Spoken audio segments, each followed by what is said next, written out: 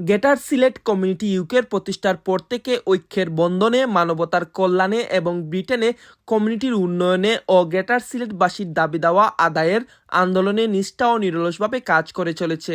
এর ধারাবাহিকতায় গতকাল রোজডেলের কমিউনিটি সেন্টারে সংগঠনের নর্থ ওয়েস্ট রিজনাল কমিউনিটি গঠনের লক্ষ্যে সাধারণ সভা অনুষ্ঠিত হয়েছে।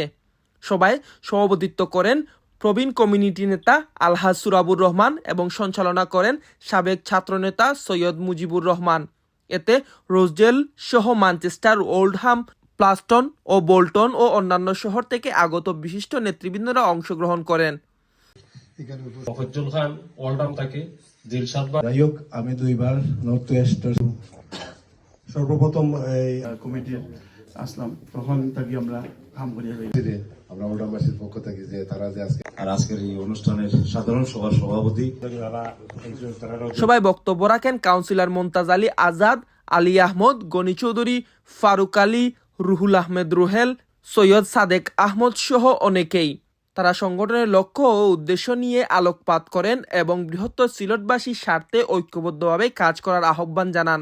এই জন্য কমিটি আমরা করছি এবং আমরা নর্থ ওয়েস্ট রিজনের এবং যারা আছেন সবাই আমরা চাচ্ছি সবাই আমাদেরকে সাহায্য সহযোগিতা করার জন্য। আমরা চেষ্টা করবো যে আগামী দিকে যে আমরা সিলেটের জাতীয় স্বার্থ যেগুলো আছে ওগুলো নিয়ে কাম করা লাগে। বিশেষ করে আমরা উসমানী আন্তর্জাতিক বিমানবন্দরে পূর্ণাঙ্গভাবে যাতে ইন্টারন্যাশনাল এয়ারপোর্ট হিসাবে ঘোষণা করা যায়, ওটা নিয়ে সভায় সর্বসম্মতিক্রমে নাজমুল ইসলামকে চেয়ারপারসন, মীর গুলাম মুস্তফাকে জেনারেল সেক্রেটারি এবং সুহেল মিয়াকে ট্রেজারার হিসেবে ঘোষণা দিয়ে 51 সদস্য বিশিষ্ট কমিটি গঠন করা হয়।